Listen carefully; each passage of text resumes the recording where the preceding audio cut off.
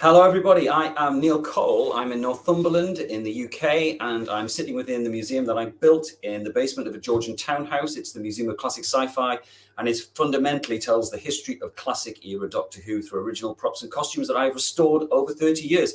This is the legend of the Traveling TARDIS.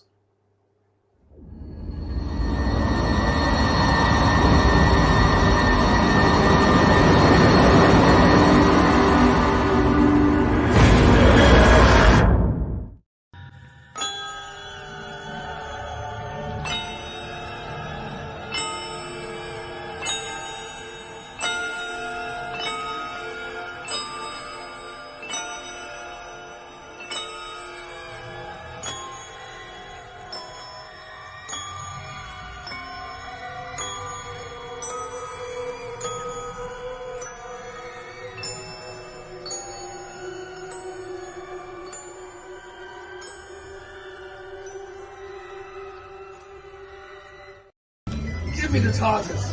No. Give me the TARDIS. No. Give it here. Down it, demon. Power of Christ compels you to give me that damn TARDIS. All right. All right.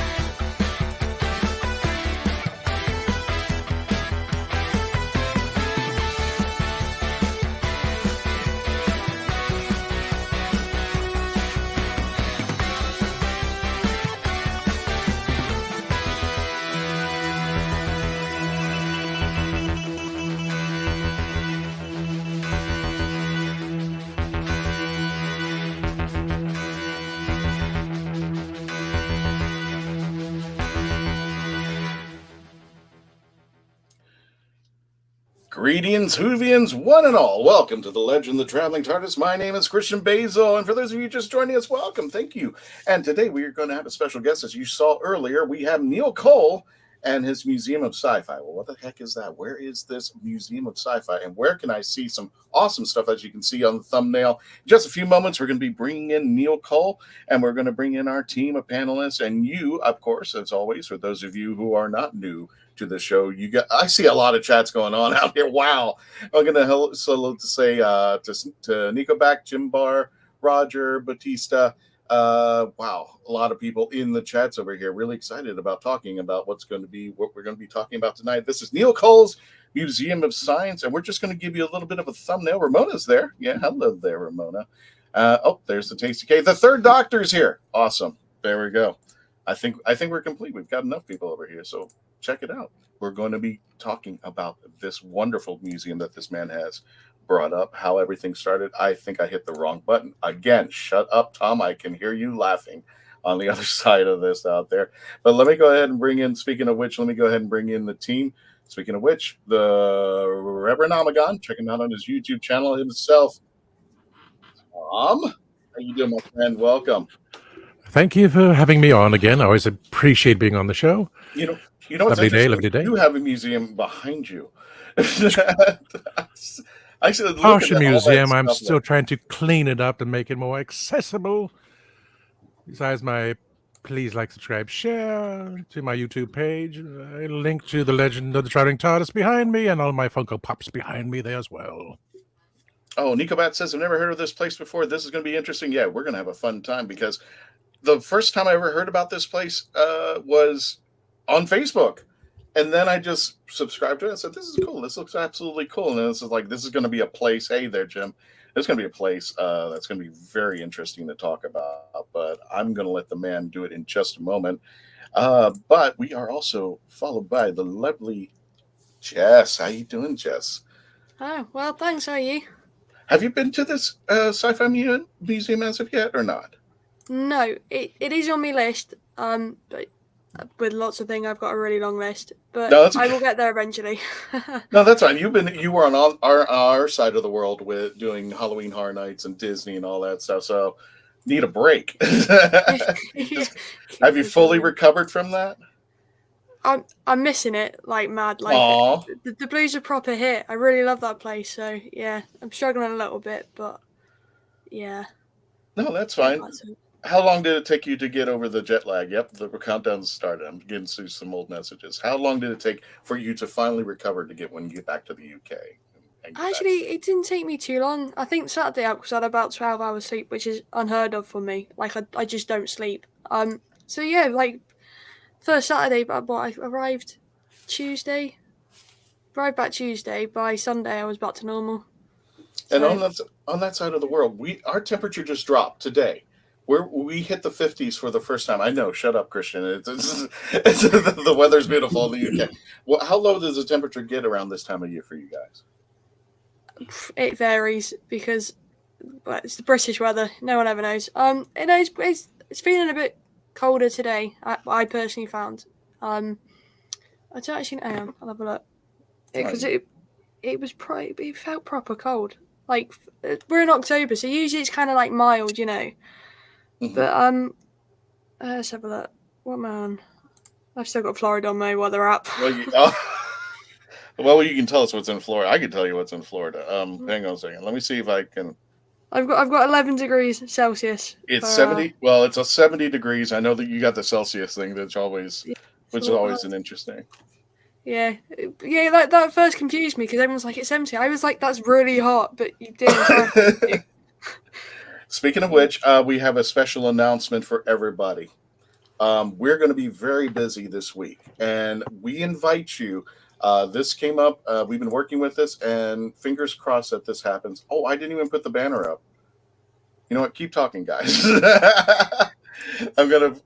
We have a special guest tomorrow. For those of you in the UK, I think it's 5 p.m. and it's going to be noon here.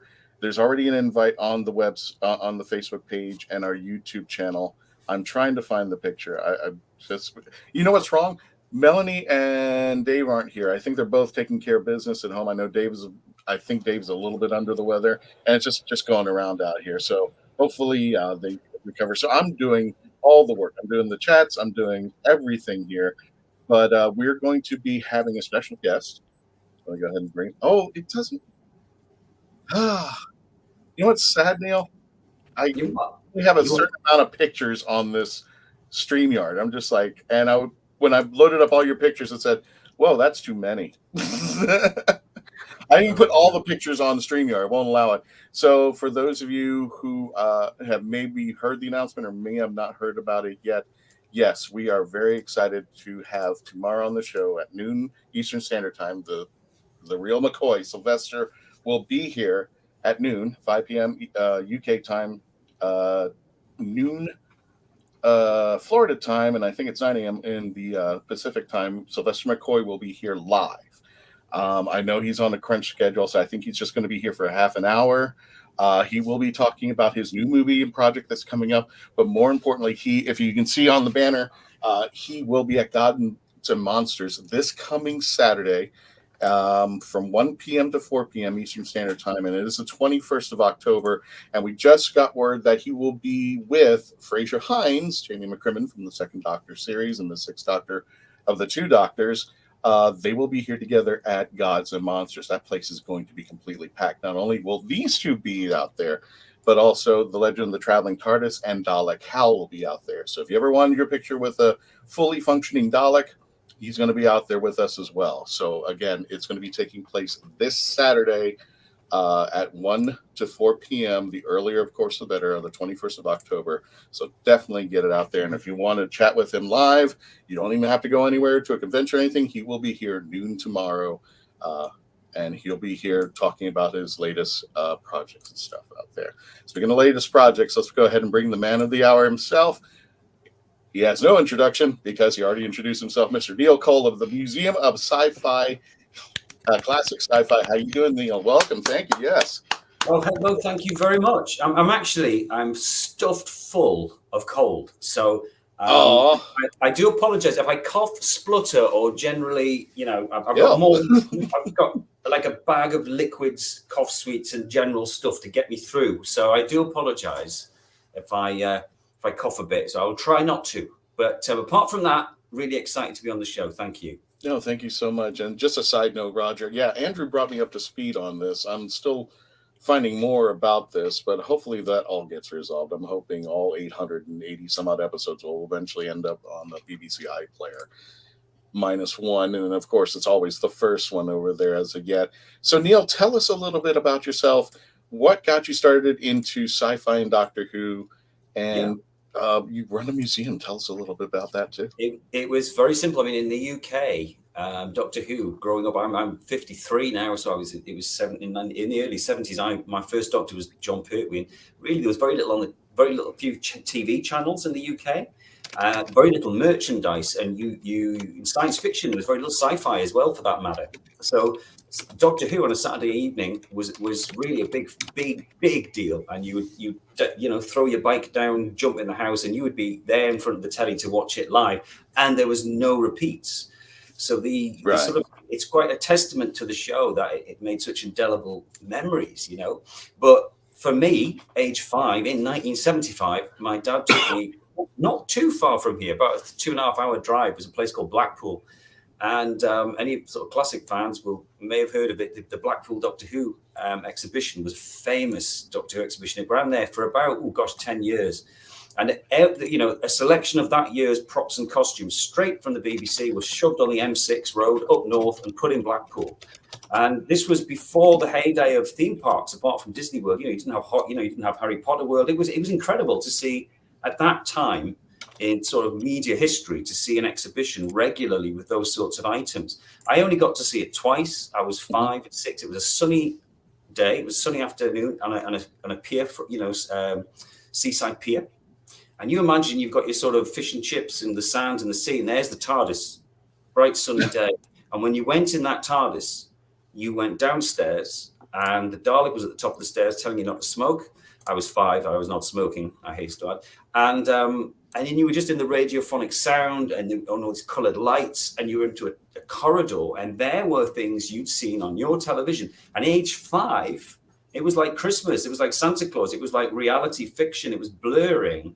These were items I'd just seen. And I was so mesmerized by that experience of seeing things that I love monsters, and here are the monsters, And that entranced me for the rest of my life. And I always thought thereafter I would love to do something like that.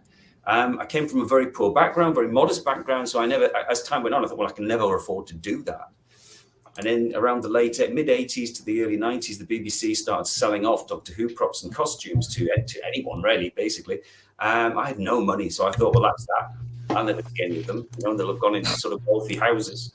And as time went on, I became a teacher in my late 20s, and I started to carefully collect the odd prop and things. And then I realized that people didn't really know how to look after these things, especially things that were, rubber, made from rubber. And so basically I started to self-teach myself how to repair them. And I'm a sculptor, so I could start to repair them.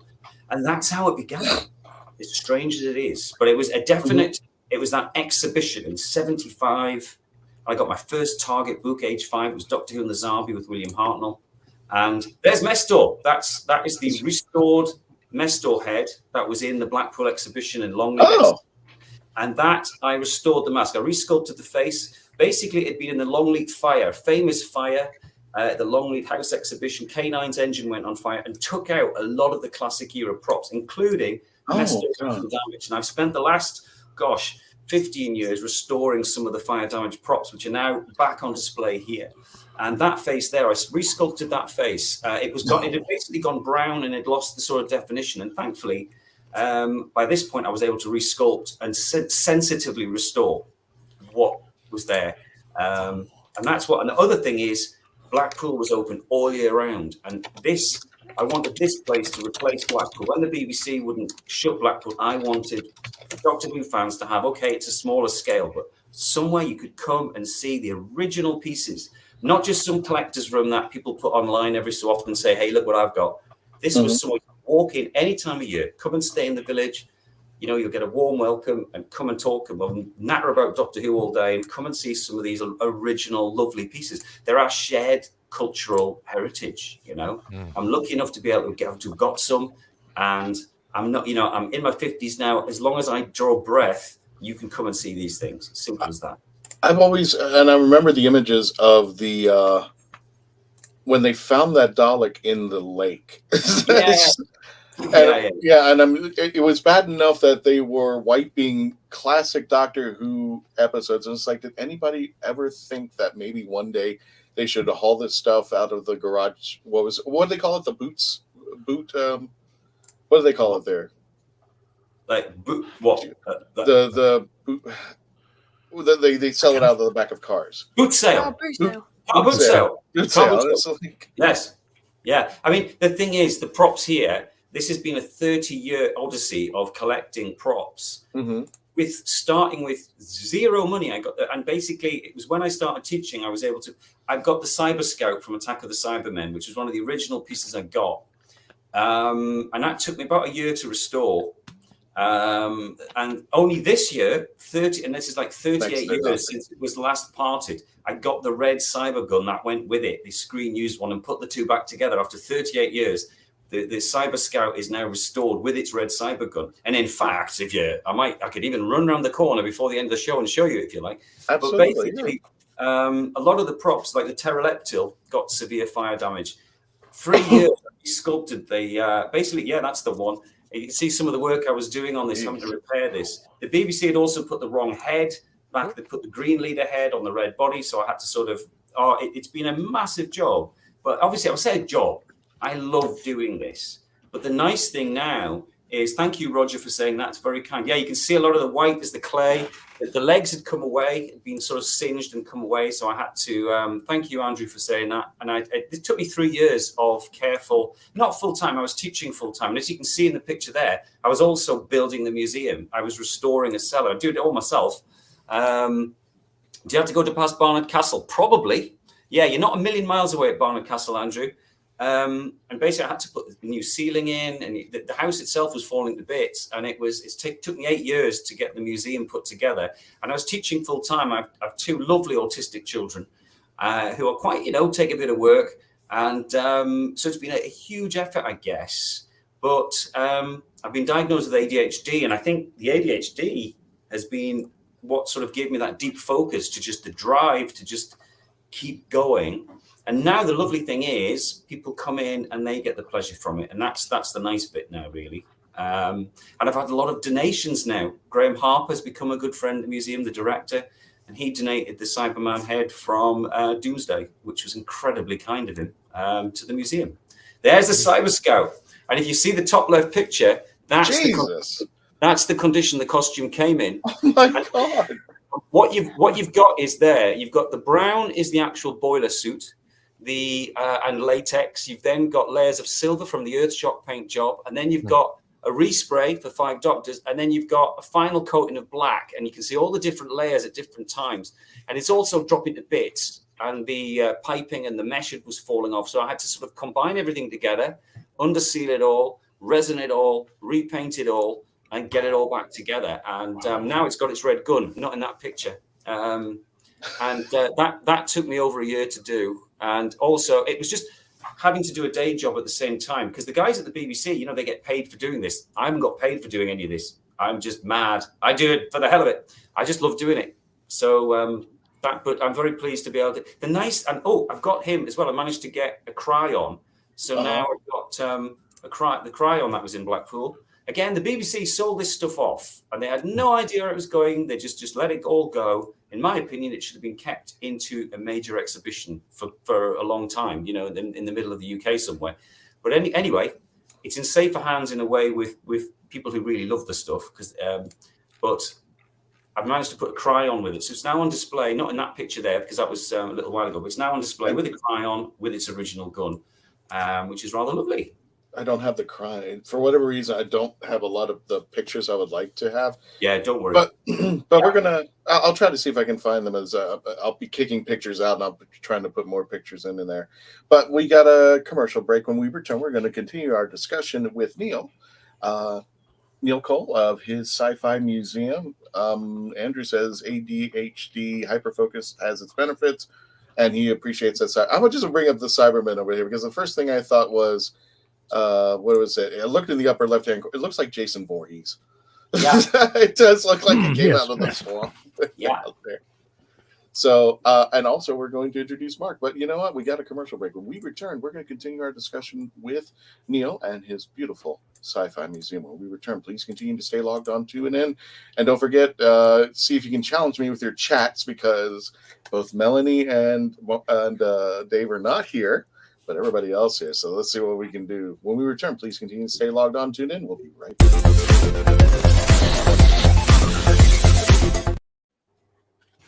We are a touring acoustic duo crashing kitchens around the country. We go from house to house every Friday night and we create music, we create food, a good time, we stream it live and we do it for free. So now we're just really kind of like trying to develop it and build a community group that people believe in, then they'll help us.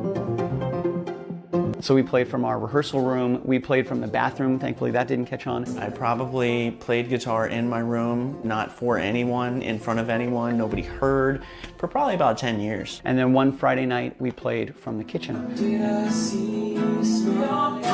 It's the main place people want to be. It's where the food is, it's where the drink is, it's where the best lighting is. You can go to any party and I guarantee you the kitchen is going to be popping.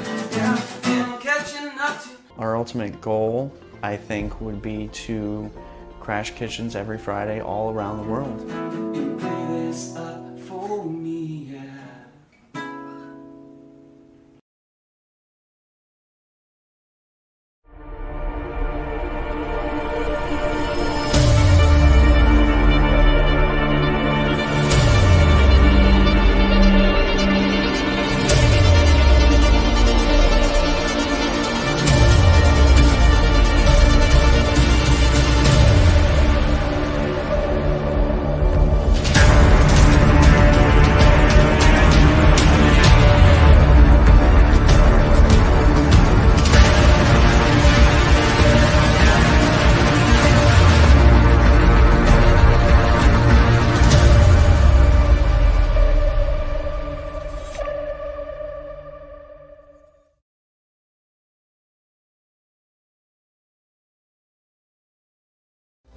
Oh, brilliant! It's hard to believe that in the 56-year history of the greatest sci-fi television show in the English language, there has never been a fan guide to Doctor Who.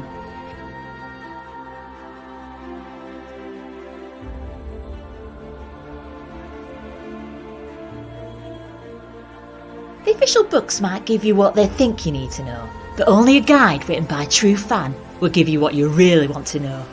Join Whovian, the brilliant Mackenzie Flaw, as she takes you on an intensive journey inside the world of the first female Doctor. In the Binge Watcher's Guide to Doctor Who, Season 11. Right, let's get a shift on. And ladies and gentlemen, welcome back to the Legend of the Traveling TARDIS. My name is Christian Basil, host of the show. We bring in Mark Robinson, the Candyman. He's up. I'm glad he's here. Jess. Both of them from the UK. We've got the Reverend Namagan. Don't forget to check out his YouTube channel. And the lovely Neil Cole. And we were discussing it about his Sci-Fi Museum. And don't forget mañana, for the other folks, tomorrow at noon Eastern Standard Time. We're doing our live interview with Sylvester McCoy, who will be making an appearance at Gods and Monsters this Saturday from 1 to 4 p.m. Also being there will be Fraser Hines, Dalek Hal, and some of the Traveling TARDIS team, so you don't want to miss out over there. Again, my name's Christian Basil. Welcome back. And hello, Mark. It's okay. You got your microphone on, my friend? Oh, there he goes. Unmuting himself. Oh, no audio. You have to sign the whole episode. No, you had to Sign language the whole episode. Okay, you both stop doing whatever you're doing out there. And if you have any questions for Neil, by all means, ask away for them. But we want to, so somebody who's had to put up with a lot of this museum stuff is Neil's wife, Lisa. There she is. There she Gorgeous is. Lisa. Your time-traveling companion over there. Yeah. Yeah, she's incredibly... Do you know what I said, Christian? What's when that? we got this house, which was a wreck, I saw the basement and I realized I was in my 40s and I'd honestly given up the idea of the chance of making a museum because I thought I'm never going to afford a building, you know. I had a tiny little house. This building came up and it had a cellar. It had a, you know, this basement, but it was trash. I mean, it was flooded with sewage. The wall was falling at the back. You can see it from the entrance out there, right? Yeah, and basically what I actually did was I said to my wife, I said, look, you let me have... Oh, we've got the Garm. He's one of my faves. I restored him. What I said to my wife was, look, you... And Stephen Gallagher, the writer, he's visited the museum. I said to my wife, you give me that museum, you give me the cellar, and there'll be nothing else Doctor Who in the house, I promise you. I said that everything, I promise, just give me that bottom floor, which was horrible. I knew there's no way my wife was going to say, oh, no, I'm going to fight you for this horrible sewer, you know, horrible stuff. It was not going to happen. But I just thought, that's my museum. That was the chance to actually do this.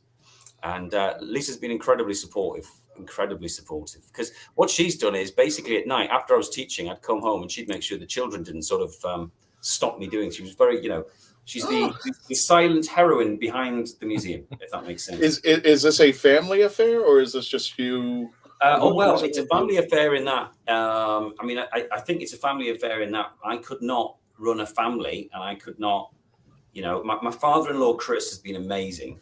I always say he's the dad I never had, is Chris, my father-in-law. He's amazing. He's helped me with the building work. The two of us have worked in here. Honestly, we worked in here through snow, all sorts, putting the ceiling in. It was absolutely trash, this place. And also my wife, she'll sit in the museum sometimes because we can't really afford staff, you know. Anyone who's sort of putting a museum like this together, you do it, if you're doing it for the money, just think again, it brings in a little bit. But Ramona, absolutely. Ramona knows what she's. I know what Ramona's talking about. Ramona knows everything inside and out. I'll take you through. I'll do a walkthrough if you like, shortly. But basically, no. So my wife helps out. My father-in-law. Basically, I have a Sunday off because Chris comes and gives me a day off, so I can take my children out, and Lisa and I can go out with the children. So we sort of all pull together to make it happen. And we have an amazing bunch of museum supporters who just help, just sort of like with encouragement. And I do a magazine, and which is a deep dive into a really highly professional magazine I produce every 3 months for subscribers. And it's a deep dive into the props. I've got people like Margot Hayhoe. I don't know if you've heard of Margot. Margot worked with William Hartnell, Patrick Troughton, John Pertwee, Baker, and her husband filmed the Pertwee Baker regeneration. And he also filmed the Romans with Hartnell. And she donated the Triffid she produced the Day of the Triffids, and she donated a Triffid to the museum, but I had to restore it. So I've had some incredible help now. It's more encouragement, you know. It's and it's nice just knowing people get pleasure from it and bother. So people take the time to visit. It's incredible, really, you know. But I could not do it without family support. You know, simply I just couldn't do it because I had to work while I had to teach full time while I was doing all this. Oh my and God. only stage 53 have I only just quit the classroom. You know, so it's been a long haul. You know. So it's kind of like this. After I get off work, I literally move chairs over, and here I am working on the show out here. So I have a question for you. What was your most challenging restoration? Challenging restoration. Shall I walk through the museum and show you? You know what? Yeah, by all means, let's go ahead. Right. Okay. Can I just say, just for visitors, I'll tell you what I'm going to do. For visitors, the first half is general science fiction, and the reason being, fundamentally, is legally I would not be allowed to open a purely Doctor Who exhibition. But the museum, in terms of Doctor Who, kind of starts here. Although there's a few interesting pieces, like just here. That is from the Daleks Master Plan. That is Derek Spooner's hand-typed script page for episode 5. Things like, and also I've got an original drawing of the TARDIS for the Mask of Mandragora there. But I'll just move forward in here. In terms of challenging restorations, okay, there's lots of different ones, but what we've got here, I don't know if you can see that. That is the original Michael Wisher surviving Davros head. Wow. And that's sections of it. And I couldn't sculpt that back. I could have sculpted it, but I had to make a decision how to present that. So I decided I got a cast from the original mold and then pieced the original bits around it. So that was a funny one in that I couldn't sort of complete it and make it look amazing again. But if I just keep walking through, let's have a look. I'll show you probably the hardest one. I think probably. Are you able to answer questions while you're walking through, Neil? Of course, we got a ton of questions. The Pterolepto, I think, is probably the big daddy of restoration. It was my goodness. Hi there. It was a tremendous, complicated piece. Next to him is the Garm. He'd been in Longleat and put on a wooden frame and a motor, and it had stretched the fabric of the costume and tore it, and the rubber had been torn as well. So I had to sculpt new arm pieces, and the head, thankfully, was in reasonable condition. But it was like the Wicker Man. I rebuilt a complete frame and remounted that. It was a huge job as well. And then, of course, we've got Mestor next to him. He was a complicated one. And then the most recent restoration I've done. Oh, tell you what, while we're here, can you see that, Christian and Gangs? That is the Scout with Cryon. Oh, goodness. And there's the red cyber gun. That is the actual gun used to go with that, just made for that Cyberman. And down below it is a Dalek head from Destiny of the Daleks. That's one of the pyrotechnic heads. And if I come around the corner, Mike Tucker from Doctor Who. In fact, I'm just going to put some more lights on here. So I'm just going to put a few more lights on. And I'll show you. Andrew says the latex dissolves after a while and the face masks for Davros. But one of his questions were, how many pieces, Andrew asked, how many pieces do you have of Doctor Who related? Oh, crikey. Probably. If you could take a guess. 200 original pieces. Jesus. I mean, this is on loan from Mike Tucker. This is the original Broton costume. Mike's very kindly loaned it. He restored that. While I was restoring Broton, I didn't realize he was watching me restore the Pteroleptil. And when I went to meet, Mike's one of my heroes, and Mike's visited the museum. When I said to Mike, I loved what he did with Broton, he went, I loved what he did with the Pteroleptil. Oh, I think we lost. So am I frozen? So there's Neil. There we go. Sorry. There he goes. I lost. Oh, no, it's fine. It happens. This was an interesting one here. Now that's the Tetrap head. That's the latest restoration I've done. That is Iraq from Time in the Rani. And its face was taken off for exhibition, and it had collapsed in on itself. And I really had to resculpt the eyes and the ears, and that was a complicated job. And this is a really interesting one from Delta and the Bannerman. I sculpted that face from scratch. If you look down below here, this is Stephen Mansfield baby prop. That's the one that Delta held. And that's the rod puppet. Still got the rods in. Now, this is one of the... Tom calls mini-me. Yeah, this is actually one of the Blake 7 Scorpio flight suits, not flight suits, space suits, which they just sprayed green. And the helmet is from Genesis of the Daleks. It's a Thal Trooper helmet, which they just stuck leather bits on. But the faces had completely gone for this. They were just literally, they cut draconian masks in half, and then they just plastered latex. And I'm not going to tell you what John Nathan Turner said about them when he saw them, but he's just basically said, don't get them on expletive camera sort of thing, because they look dreadful. So I sculpted that myself, trying to give it some love, based on the baby sculpt from Stephen Mansfield. And then again, another nice restoration I'm quite pleased with here. Over in here is, I don't know if you can see, there's a cheetah person. And the cheetah person there, the face mask and the cheetah person, they'd never been looked after by the BBC. When I got this, the cowl, everything's original except the mask had just literally turned to dust. So I sort of had to resculpt the sort of face parts. And I'm really pleased with that, because I think it looks quite nice. So that's the sort of work, some of the work I do. And then Sophie Aldred, God love Sophie Aldred. She's been such a support to the museum, And she's donated things like, I don't know if you can see there are her boots, and she wore those boots from sort of Ghostlight, Survival. They're in most of the stories. And that is the original Hemivore, that concept that was made by Mike Tucker, sculpted that. And ultimately, it was rejected for being too rude. I'll let you work that one out. Oh yeah, I could see that. That's the finished. That's one of the finished ones. That's the Arctic Hemivore that appeared as it was. I'll tell you what I'll do. I'm going to turn the camera around and just walk back through the little Doctor Who section for you. I don't know if you can see that. Now I have a question. I know because we've got Mark back. Yeah. Do you actually have the Candyman? Do I actually have what? The Candyman. No, the Candyman. Rob Alsop's visiting the museum actually in a few months. Who actually sculpted the Candyman? Okay. The Candyman does exist. I wish I'd got him. The problem is, guys, than me, much more money than me, get some of these things, and then they put them away in their cupboards and showroom. Oh, he's going deeper into the dungeon of the Sci-Fi Museum. He is. The problem is when he does that, you lose signal. No, that's fine.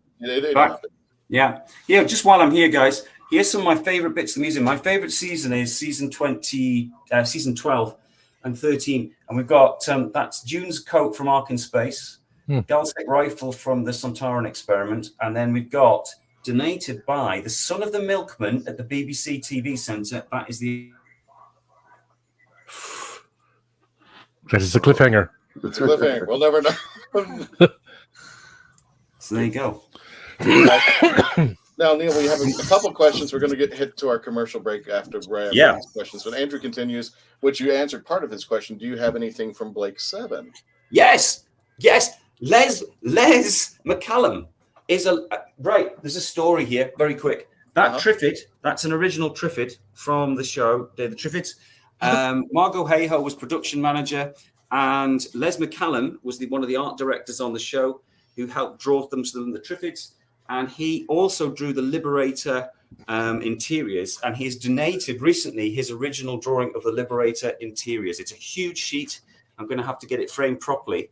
And basically, yes, I've got a couple of costumes, but the best thing is this lovely drawing from Les. He's lovely. Les has been, again, so supportive to the museum, and he donated the actual flight deck plans of the Liberator, which blew my mind. And it's upstairs now. It needs to be archivally. That's the word, archivally framed, if you know what I mean. Gotcha. So there. I hope that helps. That I'm going to sit down. I'm going to sit down, guys. No, that's fine. Andrew asks, when is the museum open? Right. The museum's open hours. All year round. There is it's all on the website, which is museumofclassicsci-fi.com. But basically, it's all year round, and it's open guaranteed Friday, Saturday, Sunday, Monday, all year round. And then in school holidays, I open Wednesdays as well. The other 3 days, I'm either restoring, working, because basically, to restore anything in here, I have to pull huge sheets of glass out and make a massive mess, with everything from rubber, paint, wood, you name it, fiberglass. And so I have to keep it shut so I can actually, because I do everything from man the museum, man the website, the social media. I design the plaques, I do the restorations, I do the artwork, and I write the magazine. So I do so basically I need a little bit of time to sort of juggle my hats, if that makes sense. No.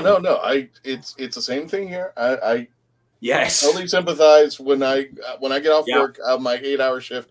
Here's another 8-hour shift. Yeah. Trying to book guests, get with conventions, think of new episodes, come up with ideas, and get the team together. So I understand when you got a second job. So no worries. We're going to get to more of your commercials. We're just going to take a commercial break. And in the chats right now, you can check out Neil's and I'll bring up your website in just a second, but just in case you want to jump off there, facebook.com/Neil Cole Adventures.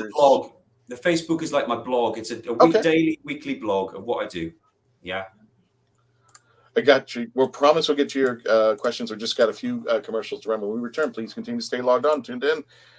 Sorry, I'm doing all this by myself, but we'll be right back. I always feel this way. When they leave me, they always leave me.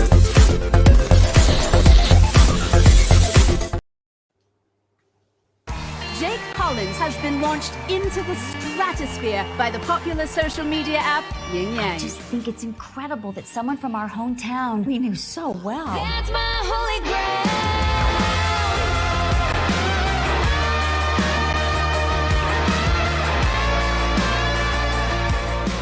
grail. You are the closest thing this town has to a hero. I'm still just Jake.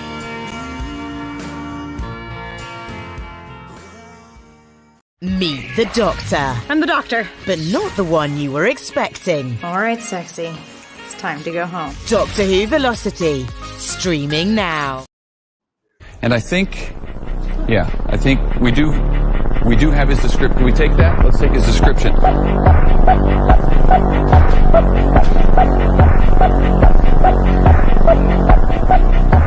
Okay. You have more options than ever before when choosing a film, a television or internet series, a book to curl up with, or even a radio show or podcast. Get to know the people who are creating for you. The Hangin' With Web Show, hosted by award-winning author and journalist G.W. Pomacher, is the internet's fastest-growing web talk show series. The Hangin' With Web Show features professional, yet casual, in-depth interviews with creative arts and entertainment pros. Meet the people behind a digital revolution in creating more quality content than ever before in the history of media. Find the Hangin' With Web Show on YouTube, Facebook, or Twitter, or simply go to www.hanginwithshow.com. That's www.hanginwithshow.com.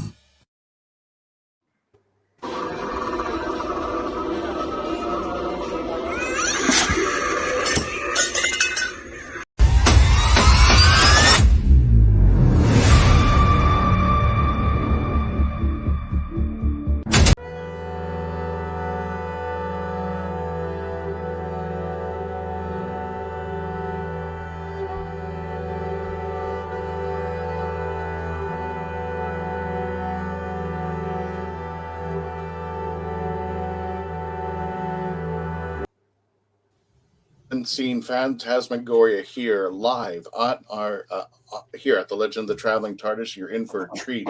You definitely want to check out their shows. They're still performing out there. The next show will actually be on the 19th in Ocala, the Riley Arts Festival at the Tampa Theater on the 22nd. They'll be back in Orlando at the Dr. Phillips Performing Arts Center the 26th, the 27th, the 28th.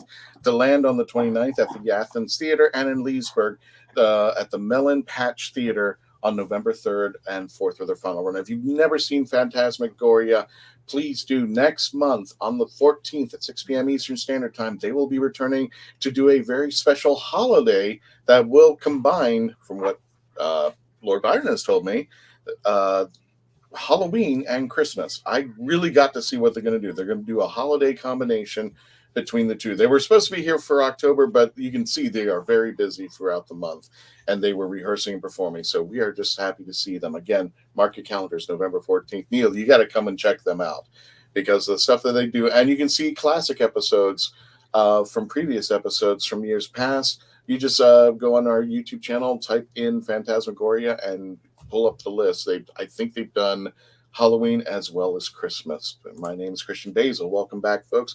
We have our very special guest, Neil Cole, from his museum.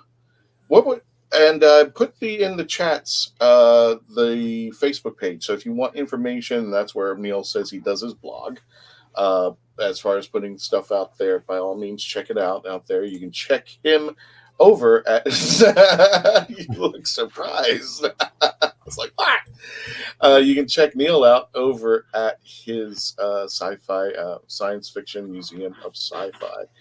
Am I saying that right, or am I just rewording stuff out there, Neil? It's the Museum of Classic Sci-Fi. The Museum of Classic Sci-Fi. Check it out, and check out all the stuff that you are seeing here live. Also, I got this picture out here.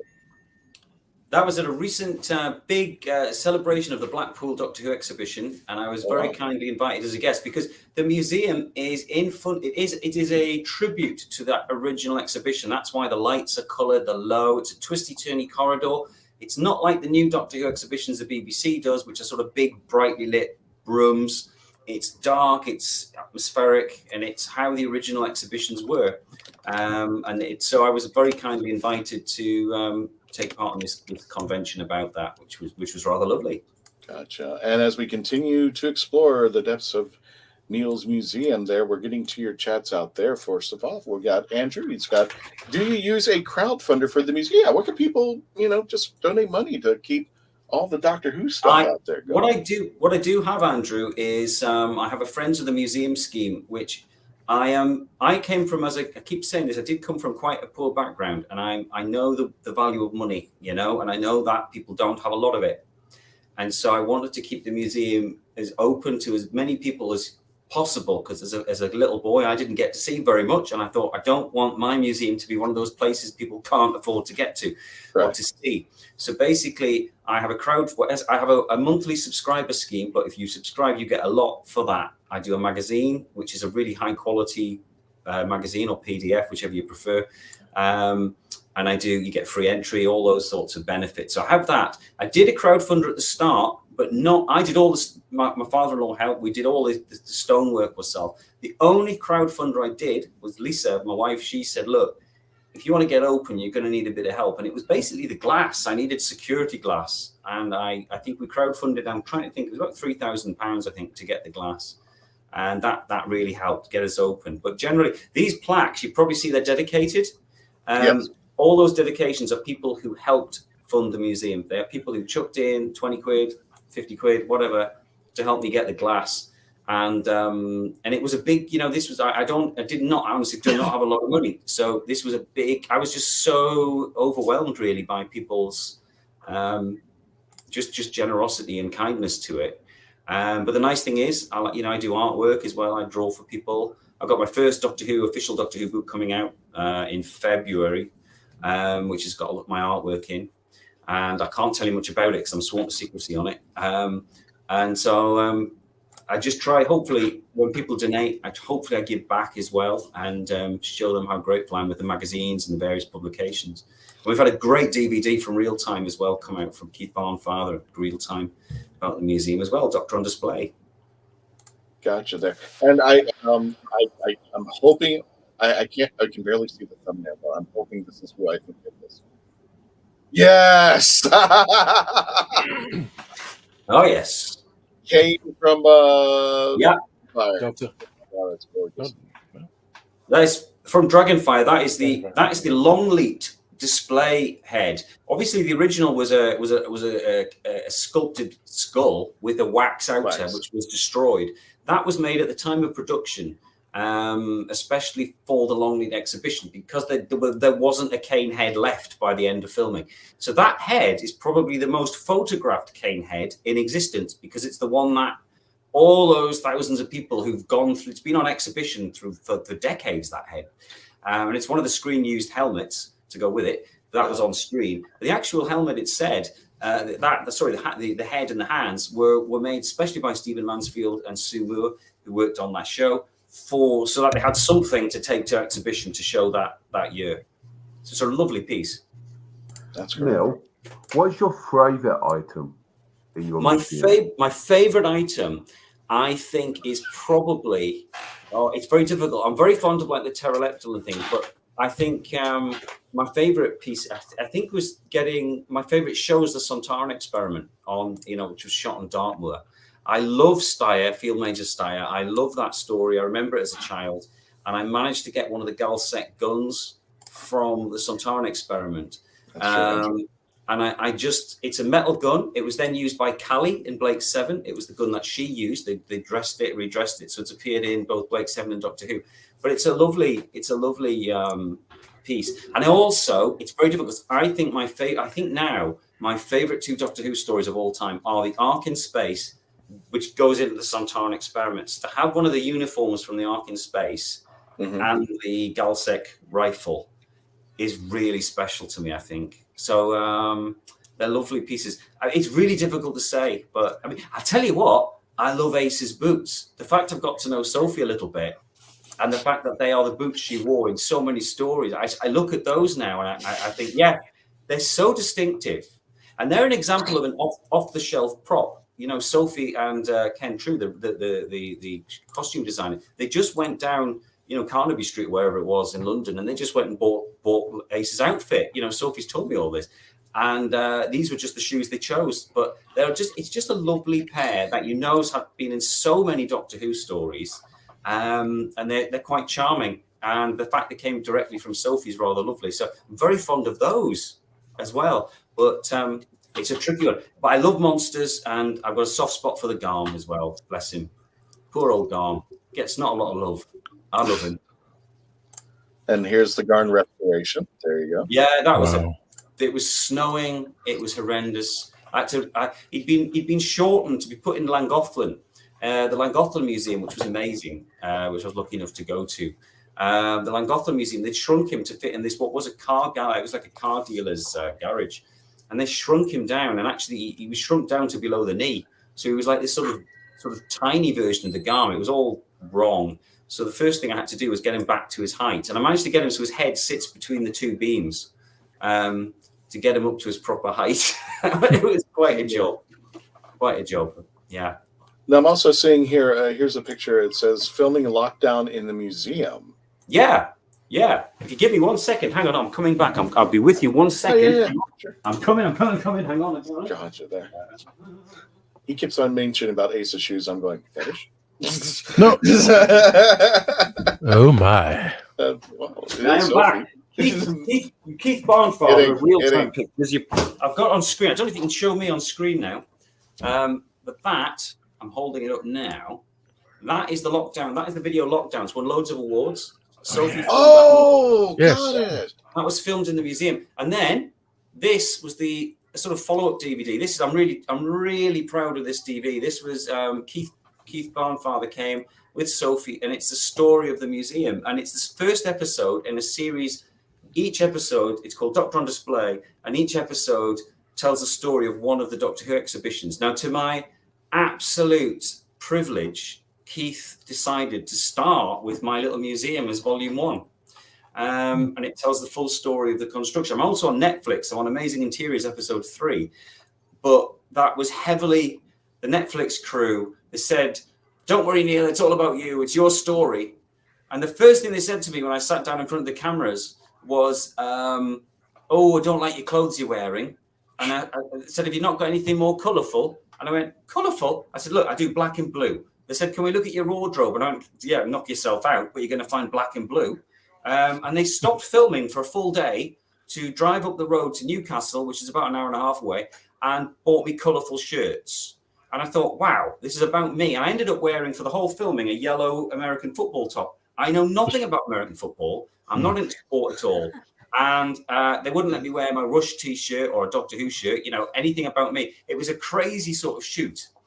Whereas Keith's video is actually the story of the museum. It's about the real me, and it's not some sort of doctored for streaming channels sort of thing. And I'm very proud of it. And Sophie Aldred obviously came and filmed here and did all that, which was amazing. And so Sophie's done a lot of filming here, and so hence we got to know her quite well. And she's actually one of the most lovely people beyond the world of Doctor Who that you're going to meet. She's one of those genuine people. She's absolutely fab. The link to the DVDs, Andrew, is if you go on Time Travel TV and look in, if you just Google Time Travel TV in real time, and you'll find the full range of real-time videos. I don't work for real time, by the way. Keith Barnfather is actually coming to do the next real-time DVD here, and it's going to be called The Monster Man, and it's about my restoration work of the props, because what this DVD, the museum DVD, is more about the museum rather than the restoration work. And what we decided to do is do a new documentary about restoring these old monsters, which is a story in themselves, really, because the BBC had really given up on them. They sold the last ones off in 2010, and they were really just, they were falling to bits. They just wouldn't be here. Some went to New Zealand. Some of the props went to New Zealand, and they perished in the climate and some floods. So a lot of the classic props that were in Blackpool in 2010 sadly are no longer with us. And again, if the BBC hadn't sold them all and had looked after them, we'd have these. And I think because Doctor Who is such an important show and such a perennial show, the BBC should have shown some custodianship and should have looked after these things. They're unique items and they resonate with people. You know, there's art galleries around my area of the neck of the woods that get hundreds of thousands, if not millions of pounds of art council money every year. And all of this stuff is being looked after by me with no budget, zero, depending on the kindness of other fans, really. And it's crazy because this stuff resonates in a way that some of these big art galleries and things just do not connect with a lot of people. I don't mean to be horrible about that. I just think that there's a place for both. But this stuff, popular culture, it's almost looked down upon by art establishments sometimes, you know. It's like, oh, it's silly. It's just TV. No, this is our childhood. This takes me back to being with my mum and dad who died many years ago. I'm back watching, you know, special things. This evokes a lot of memories for a lot of people. And I think, so thankfully I managed to save a few of the monsters. Some of them unfortunately went. But I will continue to try and keep them alive as long as I can. So, Neil, is there anything you have worked on which would say, like, no, I can't work on it, it's gone, it's perished? Yeah. Two things, actually. Sorry, Candyman, what's your name? Mark Robinson. Sorry, Mark. I am so sorry, Mark. I didn't know how you'd feel if I called you Candy. You know what I mean? No, that's fine, Neil.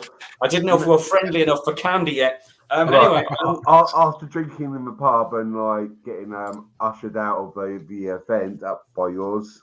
Oh, I know. I've just recognised you now. Hello. Hi, Neil. Yeah. How are you? That was amazing. I thought, you know, it's funny, isn't it, when you see people out of context. I'm with it now. Yes, sorry. So you've been to the museum, haven't you? You know what you're talking about. Yes. Yeah. The two things, Mark, that I couldn't do. I've got a Warriors of the Deep head upstairs at Silurian, and for some reason the rubber of those Silurians is bizarre. It turns to dust. It's very good to restore things. What you need to do is make them stiff inside. You know, you need to stop them rubber creaking to start with. You don't want these things to move anymore. Every creak you see bits come off, dust comes off. So first thing is stop the things moving, get them fixed and onto a base. And unfortunately, that one is so fragile. If I just even look at it, it's there now and it's doing my head in because I don't know what to do. The other one is, again, they were made from incredibly fragile rubber, is a Vervoid. I'm restoring a Vervoid at the minute, which I've got to in the nick of time. And that's my next big monster to go in the museum. But another friend contacted me and said, look, I've got this Vervoid mask. And I took one look at it and I was just like, wow. It was buckled beyond any ability to reshape. And I said, really, all you can do with that is sort of embalm it in resin and then frame it in like a box frame with a picture. Because there comes a point where they're just very rare. But unfortunately, the thing is, every year goes by where these things are not taken care of. It just gets, you know, you've got to thank, like there's a hemivore, the Arctic hemivore I got to about 15 years ago, and there's been no deterioration on that. And I think some of these pieces, like the Davros head, Michael Wisher's Davros head, right?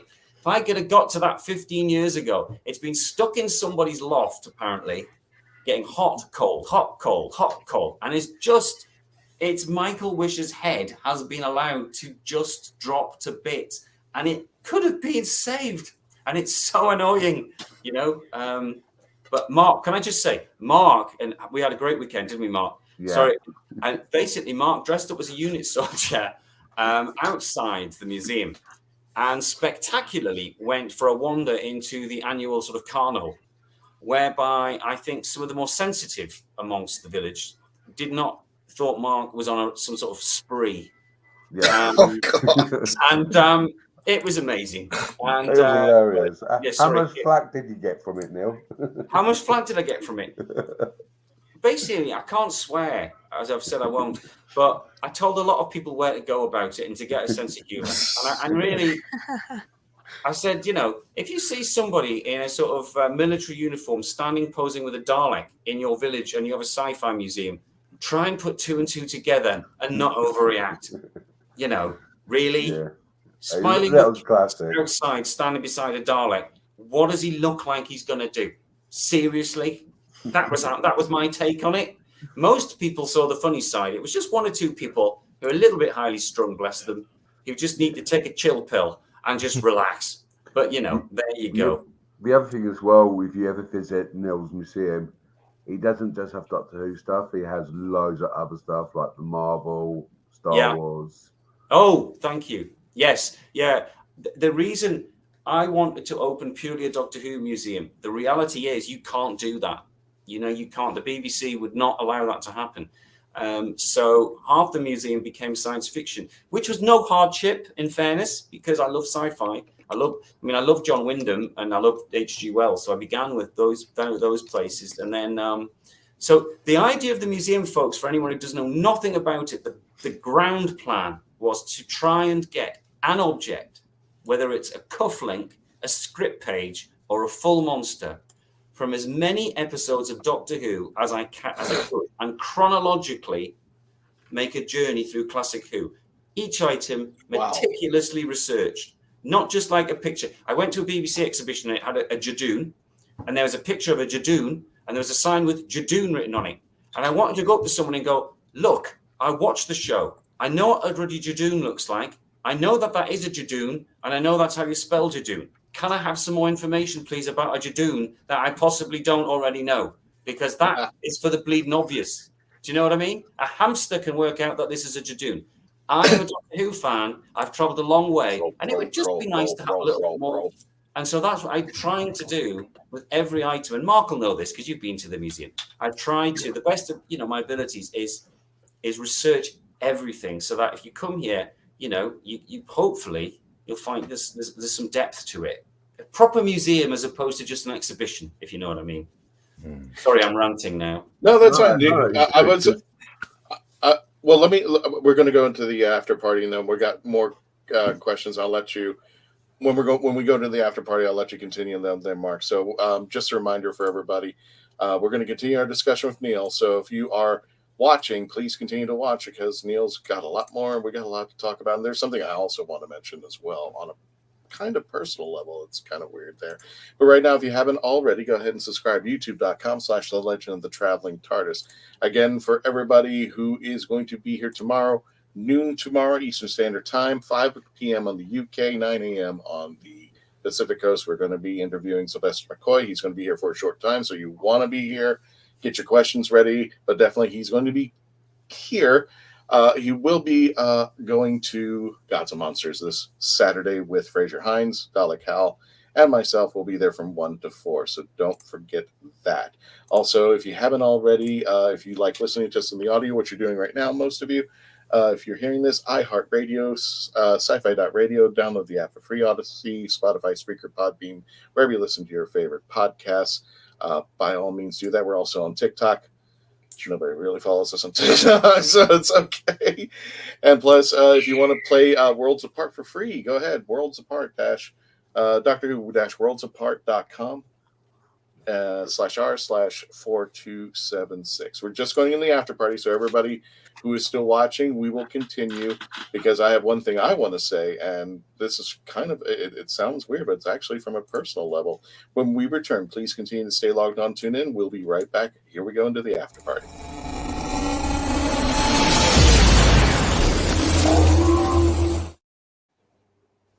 You who are listening and you want to watch more, go over to our Facebook page and YouTube channel where you can watch that.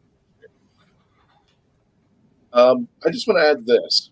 There's a certain showrunner who I was really miffed about, who said that this person wasn't going to use classic monsters. And I screamed at the top of my lungs, you have a treasure trove, as we've seen in your museum, of all these monsters that are just sitting there collecting dust. I think they should have their say in the museum. I'm hoping what we can do is bring all these guys back and expand on more of the history that we only got maybe 1 or 2 episodes on. So I'm really hoping all these monsters make a return in some form of fashion, because I really think we're sitting on a treasure trove of stories that have yet to be unearthed even more, in my opinion. Go ahead, Candyman. Go for it, Mark.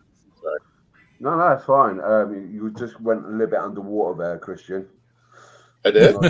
Yeah. I'm like, what? You're doing a monologue underwater. Yeah. Oh, did my microphone? Oh God, sorry. Hang on. Go ahead, Mark. So that's right. Do you want to carry on with your monologue? Can I just apologise profoundly to Mark for not recognising you, Mark, because of A, you were called Candyman, and B, you weren't in a paramilitary outfit, and it really threw me. Look, me doing unit, I'd never just you wouldn't believe how I don't do unit, do you? Yeah. So Neil, yes. I know you've gone through, and I know I've turned up late.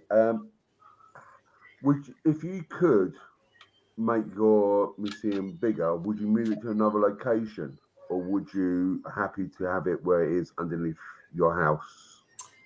That is a question I get asked a lot. The bottom line is, I'm not wealthy. I mean, we've managed to pay off this house. We've done a lot of work to it.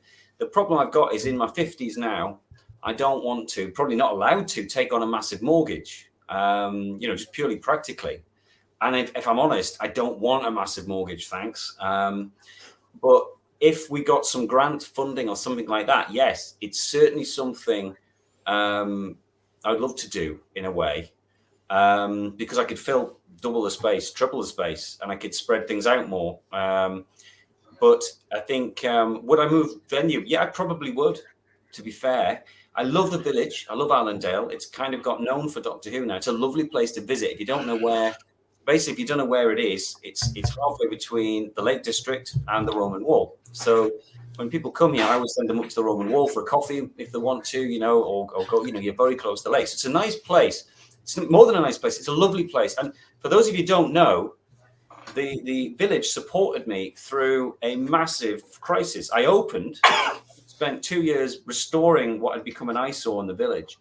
And we put the Dalek outside the museum, and the bunch of council heavies turned up. I'm talking the blokes in the sort of like, basically what like Mark looked like, the paramilitary lot, turned up to close the museum. They wanted to close us for putting a Dalek outside a listed building. That was despite the fact we'd restored a listed building.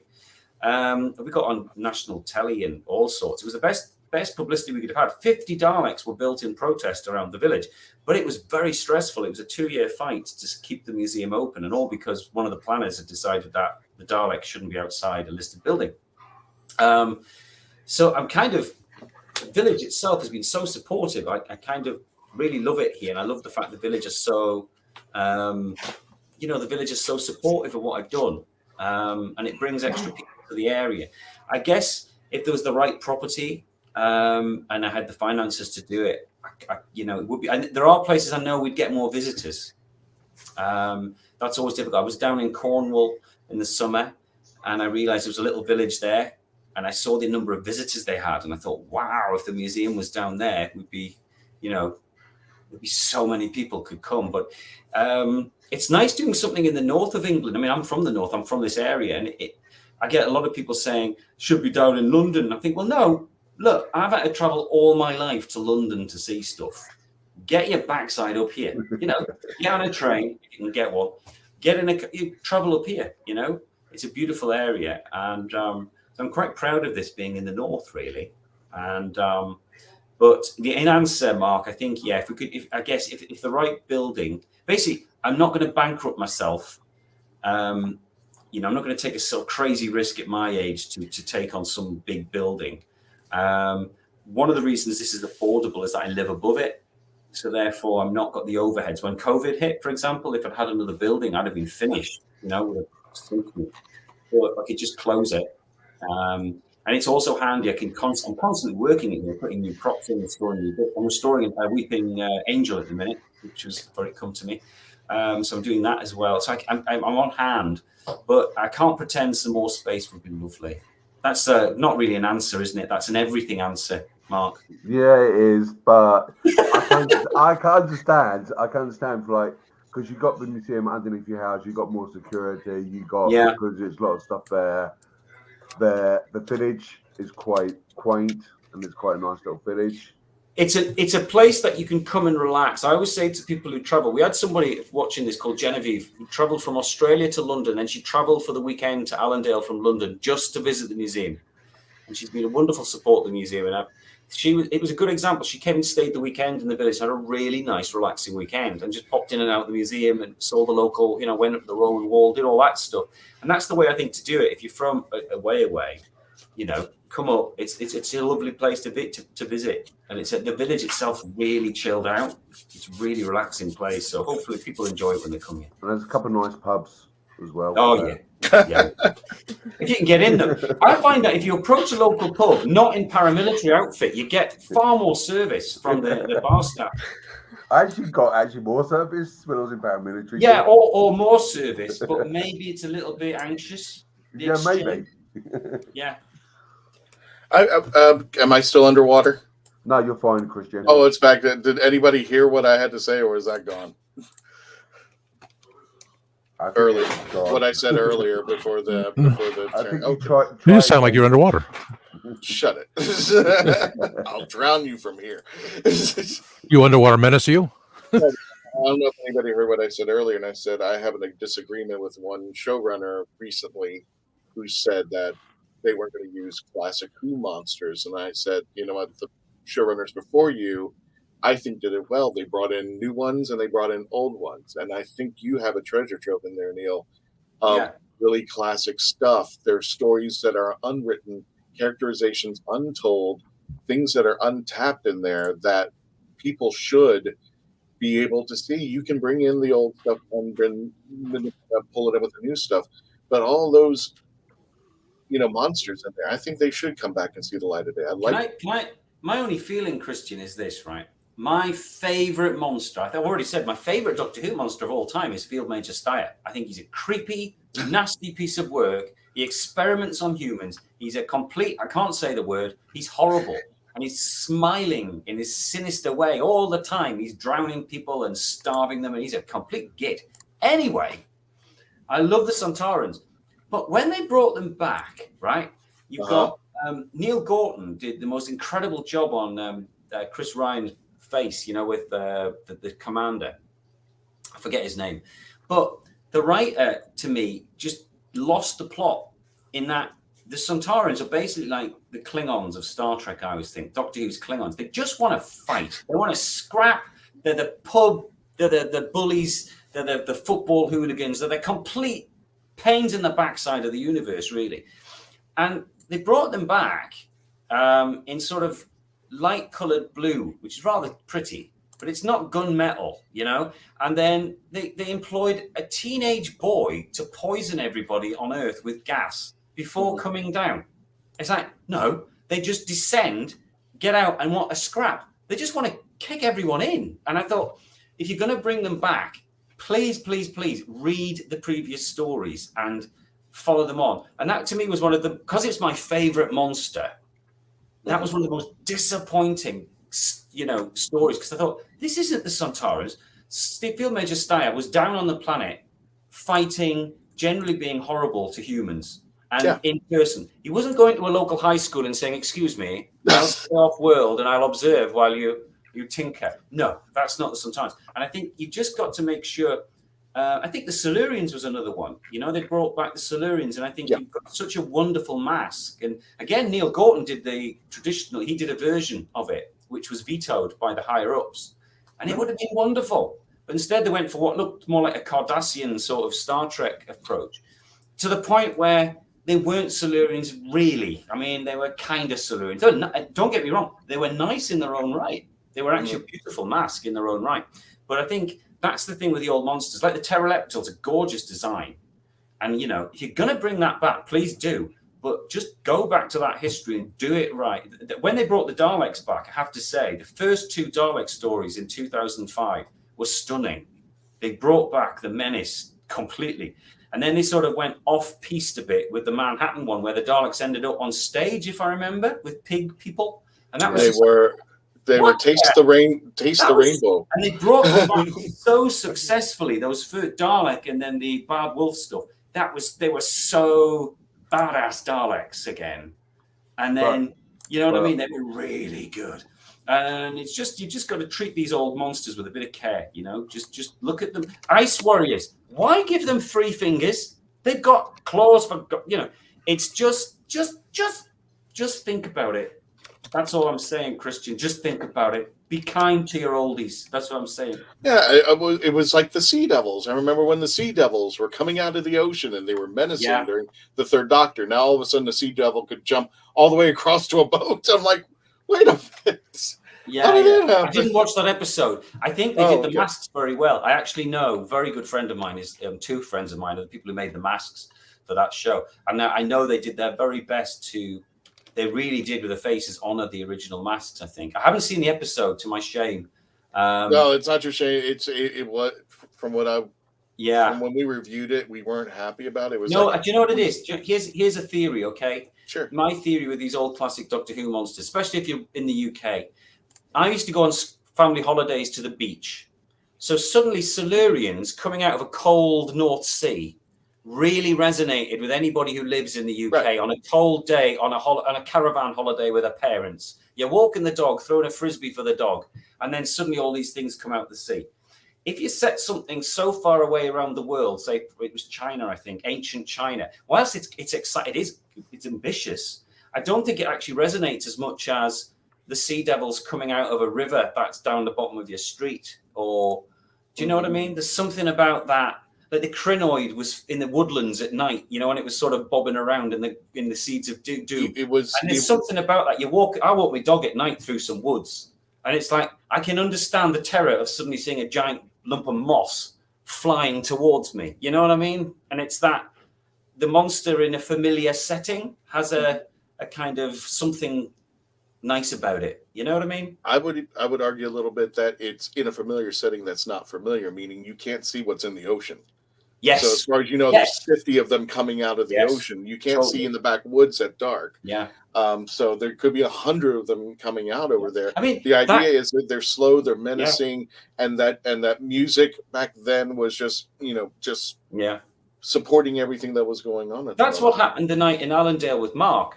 They saw Mark in his paramilitary outfit, but there could have been 50 of him just round the corner. It was like that film Red Dawn, I thought you wanted to be 50 marks coming out of nowhere. Christian, yeah, that's what it was. Christian, can you put up the photograph? Sorry? Yeah, I do have the photograph. Hang on. And there were a couple of photographs that, first of all, I wanted to send the photograph that Andrew sent. John Levine. Lovely John Levine. There, right outside, and there it is. 50 of those guys coming out after you. That's right. They saw Mark, and they thought he was just the first force. He was linked. The rest of the Sontaran army were behind him. But they cut the budget. And that's a Dalek, which is infamous. Is that the Dalek, which is infamous? Yes, it's the Alan Dalek, yeah. The council trying to get rid of it.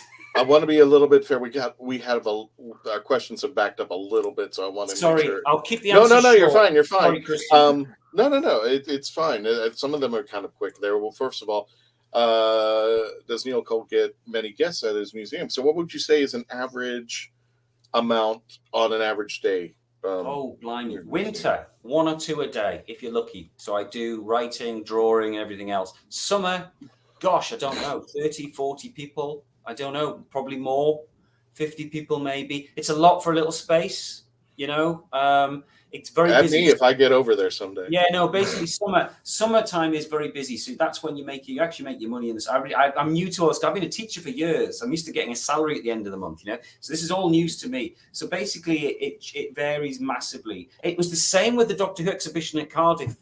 The reason it's shut was that at times in the week, you had that huge complex, right? You might have 12 people in the week, literally 12 people in all of that. Then summer weekends, chocker. But then it's just, and that's what I found. You've got to make, with a museum, you've got to make it sustainable by having different strands to it. And I'm on a learning curve. I do educational workshops because I can teach, which is quite handy. And there's an art center across the road. So I can teach in there. It's all sorts of strange things like, you've got to, I'm going to shut up because there's other questions. No, you're fine. I mean, you get the explanation, but there is a little bit back. Now, Ramona says, what is your strangest sci-fi acquisition? Oh, good. That's a good question. Strangest. Oh. That's not Tom Baker.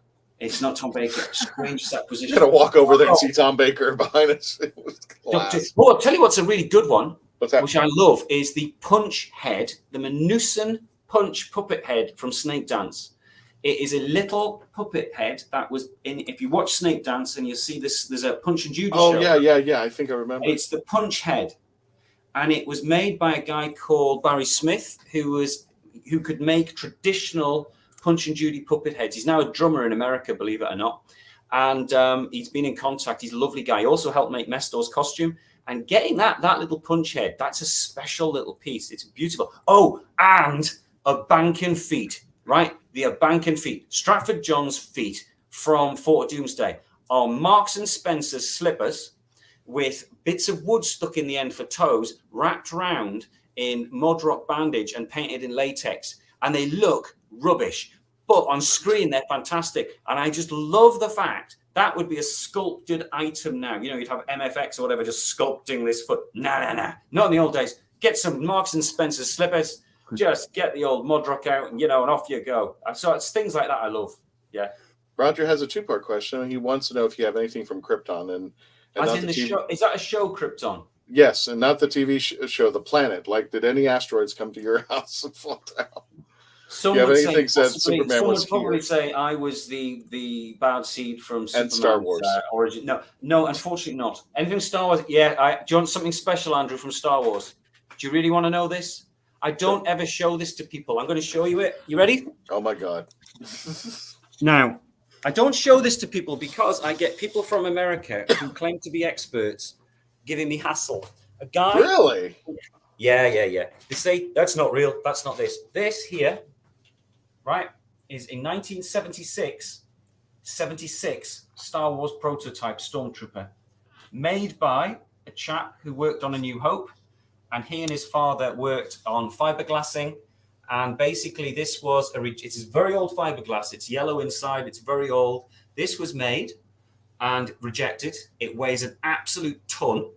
It was too heavy to use, and it was junked. And John, the guy who did it, who worked also on Blade Runner, he's basically had to go into a retirement home, and he very kindly said, I'd like this to go in your museum. So we have a prototype Stormtrooper armor in the museum. I will now get people coming and saying, it's not real. And it's like, I don't care. It's real. It came from the guy who made it, who worked on the film. That's it. But that's why I don't show it very often, because I got fed up of people going, it's not it. And this man knows better because he's an expert. Well, I got it from somebody who worked on the film, and that's it. And Neil, it's not real. I'm joking. Yeah. Ramona says, it's not fair. Sorry, yes. I know BP Props did a restoration of the Triffid. Is that the same one? No, I did all the restoration of my Triffid. I'm actually doing a magazine on that. I do all my own restoration. PB Props is brilliant. I love his work. No, the Triffid in here, which is around the corner. In fact, I'll take you there now. Might as well, while you've got me. This little Triffid, this came direct from Margot Hayhoe. Now, Margot Hayhoe was the production manager of the Triffids, and I got this from her. She'd had it since 1981, but the clackers at the front and the head had all worn out, had gone, and I resculpted the head, and I resculpted all the clackers and the leaves. And then she very kindly put it into the museum. And so that is our little Triffid. It's one of the screen use miniatures from episode 1 from the Triffid farm. And so I did all the sculpting and restoration. That's all on my Facebook page as well, if you want to see the sort of blow-by-blow account and stuff like Andrew, that. On top of that question, Andrew has asked if you were in contact with the BP Props. I have been in contact with PB Prop, and do you know what? I keep forgetting his name, which is why it's a bit awkward, because he doesn't go by his normal name. And I do know his name, but I forget everybody's name, including Mark, even though he was dressed as a paramilitary in Allendale. But basically, yes, I do. I love his work. And yes, I do all my own restorations. Basically, that's a way I can afford to do this, because the average restoration fee per day is 400 quid. I can't afford 400 quid a day. So I do it all myself, basically. And that is how. I mean, the Pteroleptor would have cost me thousands of pounds to restore, far more than it cost to buy the actual prop. So I took this on knowing I would have to do a lot of the work myself.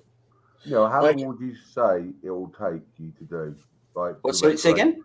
How long to restore a prop? You can never say, because they're all different. That's the problem with prop restoration. No two jobs are the same. So the Tetrap head was completely kettle of fish because it was a fiberglass underskull. And then the weight of the rubber was pulling it down. So the first job was to sort of insert props and rods and stop it crumbling on itself, stabilize it, then resculpt on the top. And no two jobs are the same, Mark, because the pterodactyl, for example, had no groins. So it was like its legs had come off effectively.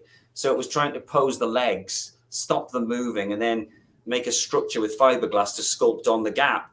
You know, that took ages. And then in that job, I had to match up the scales right. And I did them wrong the first time. And I got so into it. I was so enjoying it, you know, sort of ADHD, deep focus, nice music on. Here I am sculpting pterodactyl scales. Fantastic. And then I realized they were the wrong size I'd done. I was like, bah! And I had to do them again. It's just if you actually have a time limit, I would struggle with that because I think it's difficult. Do you know what I mean? Just tricky. Anyway, Mike, sorry, next question. No, you're fine. Mike asks, wasn't Silver Nemesis filmed there, or have I misheard you? Yeah, Silver Nemesis has nothing to do with me here. Silver Nemesis, I think Sophie wore those boots in Silver Nemesis, or did she? Or did she wear a Doc Martens in that one? Good question. Trying to think. Anybody with a foot fetish, let us know. Any new projects? Yeah. Yes, Ramona? I can answer. Ramona, yes. Ramona, Keith is coming up next month to start filming a documentary about me restoring. I've kept all this sort of documented footage of my restorations. I've filmed myself over the years. So I've got several years of restorations of classic Doctor Who monsters, and he's going to compile them all. And we're going to do a little video. And then we've got coming to the museum. We've got people like Matt Irvin, Mike Tucker, Stephen Mansfield are coming to the museum and hopefully get their input as well, maybe. Andrew Moore says, I wonder what happened to the green bubble wrap from Ark in Space. That's at my house. Andrew, I know someone who's got a section of that bubble wrap. Kidding me? I'm not kidding you. He won't part with it. The chap in question, I'm not going to say because there'll be prop dealers who'll try to hassle him and it's not fair because this is the problem. Prop dealers are ruthless. I never ask anybody to sell anything because I'm not that sort of person. You know, if something's for sale, I'll have a go, or someone wants to donate it, that's fine. But there are dealers who will be aggressively at people. It's like, that's not me. You know, at the end of the day, the chap who's got it values it very much. And I hope I know it's a very special piece to him. It is literally green bubble wrap. Gotcha. Yep. Roger says, he's speaking to you as a third person here, has Neil Cole about Doctor Who and Adventure of Space and Time and Space in Art Museum. I have heard about it. And one of my good friends is a chap called Colin Howard, who did some of the wonderful. Colin's visited a few times. I love Colin. I love his work. I'm lucky enough to have a bit of his work in the museum. I'm also lucky enough to have quite a lot of Andrew Scaletta original artworks in the museum too. It's okay, Mike. And basically, I've heard of that museum very much. Yeah, I think it'll be fantastic. Exhibition. I think it'll be fantastic. It's Jeff Cummins, who's a lovely bloke, lovely artist. There's some great objects going in there. I guess this is a kind of a two-part question. Basically, if there was if money was I can answer that in a flash. Andrew, in a flash, 2 items, right? The Doctor Who item, anything from a classic Sontaran, preferably Field Major Steyr, right? Any bit of Field Major Steyr, I would probably sell a kidney for. Similarly, and in non-Doctor Who, I would love one of my favorite artists is H.R. Giger, however you want to pronounce it, and a bit of the original Xenomorph. That film is still an amazing piece. I've got some alien bits, but nothing from I've got one of Brett's caps, but I haven't got anything beyond that. But basically, a bit of the Xenomorph, a bit of H.R. Giger sculpted work I would adore for here. And what are your favorite new Who monsters or aliens? That's an interesting question. I don't watch. Now, here's the thing. I'm very much stuck in the classic years. My favorites, I probably see. I don't like what they've done to some of them. Like, for example, I prefer the classic Zygon to the new Zygon. You know, but I think probably I've got a little new Who section now because people have been very kind and donated bits, and it's nice to have it in. I quite like the Dream Crab as a sort of a concept. It's quite unpleasant. And I quite like the design of the masks. I've got one of those in the museum. I just recently watched some Capaldi ones. I quite like Oxygen. And I like the zombies in Oxygen. Okay. But I think my favorite new Who stuff would probably be something like, the episode Midnight, where there's no actual visual monster. And I think that episode is a fantastic even as as not a particular fan of the new show, I still think that's a fantastic episode of Sci-Fi. Generally, it's a great piece, and it's actually better for not having a monster, if you know what I mean. And Leslie Sharp and Tennant are fantastic in that. I think if you had no budget and you had more space, I think you should make a room that's like a big fountain with the creatures from the Mars, the waters of Mars. Oh yeah, that's a You're good. Passing through a tunnel and there's water splashing all over. Really good episode. That was another of the new series episodes I really liked. Do I have props from each classic Doctor? Pretty much, except for now Hartnell wise. No, I've got a prop from Evil of the Daleks. I've got. Yeah, it is intact, Andrew. I've got bits from Hartnell, just paperwork bits. I've got scripts and paperwork. There are a few props of it in existence from Hartnell, but they're all in the hands of very, very wealthy collectors, and they are sadly in private collections, which is. It's just a shame. I mean, it's what it is. I get it. I understand people want stuff. I mean, heck, I had a private collection, but it would be nice that some of these things were in where you can see them, basically.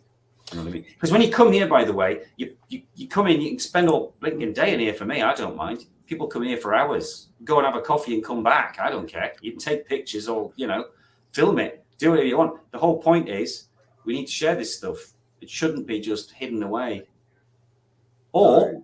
alternatively, dress as a paramilitary, run around the village, scare everyone off. He's not going to let that down. Entire village to yourself. He's not going to let that down. I'm going to give a couple people the final question. Jessica, do you have any questions for Neil while you got there? Especially, you haven't gone yet. I did, and I've now forgotten it. Damn. I did have one ages ago. I was like, I'll ask this at some point. But I didn't want to interrupt because Neil, you could tell you were so into it and so happy. I think I remembered it. Yeah. Where you restore all this, is that self-taught? Did you teach yourself to restore all this, or Yeah, I'm self-taught. Yeah, basically, I used to be a musician and I was a teacher and I studied physics, believe it or not. And what I really wanted to be was a comic artist. And I'm hoping to self-publish some comics at some point. But basically, yes, I think I'm just one of those people. I guess you would say I'm a creative person. And I just have a go at stuff, and I've always been sort of able to do this sort of stuff, to sculpt and things, and it was just self-taught. I think it came from a desperation that I got some props. Pterodactyl actually was the biggest learning curve, and I knew I had to do something to stop it from deteriorating. I saw somebody online had embalmed one of Davros's fingers in resin, and that got me thinking. I thought, it was one of the ones that gets shot off in Revelation of the Daleks, and this guy had sort of dipped it in resin, stuck a wire in it, and stuck it on a plaque. Sort of like this massive. It was like a holy relic, Davros's finger. And I just thought, okay, you can actually preserve this. And then I realized that I was able to sculpt a little bit. It's not just, I just taught myself multimedia art over the years. But yes, the short answer, yes, Jess, I basically just self-taught myself these things. I'm more confident now, in what I do. I'm much more. I've got behind you here, you can't see. I've maybe got to see. This here is an Independence Day alien. That is an original alien from Independence Day. Oh, wow. And I literally scraped that off someone's carpet about 2 weeks ago. The tentacles were stuck on the floor. What? Yeah, this guy was basically a guy who'd had so much dosh. It was in a mansion. Lovely guy. I mean, just he had in a lockup outside his house, overgrown, Magnum PI's car. The red one, in a lockup. Just in an overgrown field. This was in his entrance to his house. Oh, my God. And I just had to drive. I drove through the night, 48 hours, hired a van. And it's huge. This piece is huge. And it'd been there since 96. And I literally had to scrape it off the carpet. And I knew, though, I was damaging it. There's no way around it. It was going to get damaged to be pulled off because the resin, it had gone sticky. But I knew I could fix it. I thought, no, just get it off, get it in this van, get home, get it in a calm, a cool environment. Because I have to have dehumidifiers and everything on. The cellar, thankfully, because it's underground, or half underground, keeps a constant temperature, even in the boiling hot weather. It's perfect for rubber, because what you don't want with these pieces is expansion, contraction, expansion, contraction. That's the worst thing. That's what was also happening in Cardiff. The Cardiff experience was basically a metal shed. Mike Tucker was telling me this, and the temperature at night was freezing, and then in the summer it was just like a boiling. And that is so even the monsters he was restoring, within a year, the rubber was starting to crack and deteriorate. So you want a nice, cool. This is, actually perfect. I would love to see you fit the 11th Doctor swimming pool in your somewhere in there.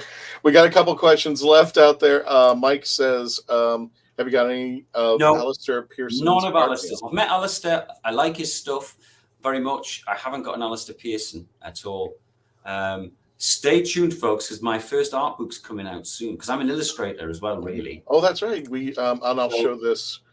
I hate to rush this. Oh yeah, that's one of my. That is drawn with a Bic biro pen.